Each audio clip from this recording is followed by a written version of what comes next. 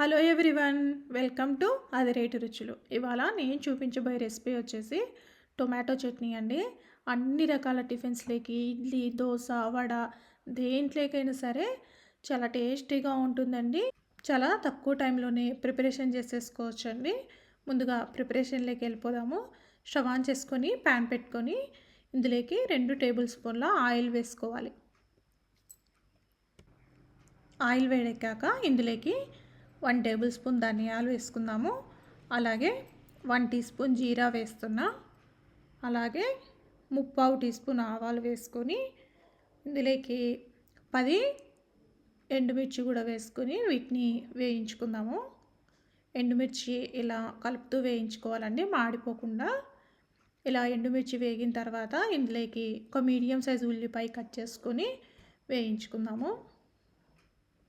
ఈ ఉల్లిపాయ కూడా 2 నిమిషాల పాటు ఇలా వేయించుకున్న తర్వాత ఇందులోకి 6 మీడియం సైజు టమాటాలు తీసుకున్న, దాదాపుగా ఇవి 1/2 కిలో దాకా ఉంటాయి.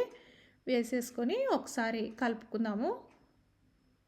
ఇలా కలిపేసుకొని ఇందులోకి రుచికి తగ్గట్టుగా సాల్ట్ వేస్తున్నా, కల్లుప్పు వేసుకొని వీటిని ఒకసారి కలిపేసుకొని మూత పెట్టి 2 నిమిషాల పాటు మగ్గించుకుందాము.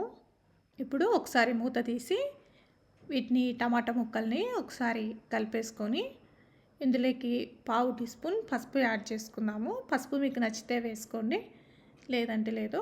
ఇలా పసుపు వేసుకొని ఒకసారి కలిపేసుకుందాం. నేను కలర్ కోసం యాడ్ చేస్తున్నాను.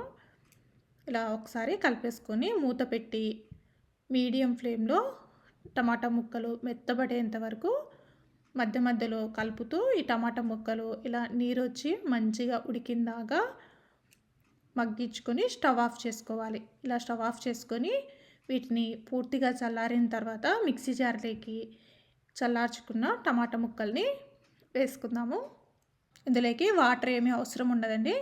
మూత పెట్టేసుకొని మెత్తగా గ్రైండ్ చేసేసుకోవాలి. మెత్తగా గ్రైండ్ చేసుకున్న తర్వాత ఒక బౌల్లోకి ట్రాన్స్ఫర్ చేసుకుందాము. ఇప్పుడు దీంట్లోకి పోపును ప్రిపేర్ చేసుకుందాం. స్టవ్ ఆన్ చేసుకొని ప్యాన్ పెట్టుకొని 1 టేబుల్ స్పూన్ ఆయిల్ వేసుకొని ఆయిల్ వేడెక్కాక పోపు దినుసులు జీరా, ఆవాలు, మినపప్పు, శనగపప్పు వేసుకొని 4 కచ్చా పచ్చగా దంచుకున్న వెల్లుల్లి రెబ్బలను కూడా వేసుకొని ఒకసారి కలిపేసుకొని ఇందులోకి 2 ఎండుమిర్చి కూడా తుంపి వేసుకోవాలి. అలాగే 1 రెమ్మ కరివేపాకు వేసుకొని పోపుని దోరగా వేయించుకోవాలి. పోపు ఇలా వేగిన తర్వాత స్టవ్ ఆఫ్ చేసుకొని ముందుగా రెడీ చేసి పెట్టుకున్న టమాటా చట్నీలోకి పోపుని వేసేసుకుందాము. ఇలా వేసేసుకొని ఒకసారి స్పూన్ తోటి ఇలా కలిపేసుకుంటే టమాటా చట్నీ రెడీ అండి. చాలా టేస్టీగా ఉంటుంది. అన్ని రకాల టిఫిన్స్లోకి చాలా బాగుంటుందండి. మీకు కనుక ఈ రెసిపీ నచ్చినట్లయితే లైక్ చేయండి, షేర్ చేయండి, అలాగే కామెంట్ చేయండి. మరిన్ని రెసిపీస్ కోసం అదిరేటి రుచులు ఛానల్ని సబ్స్క్రైబ్ చేసుకోండి.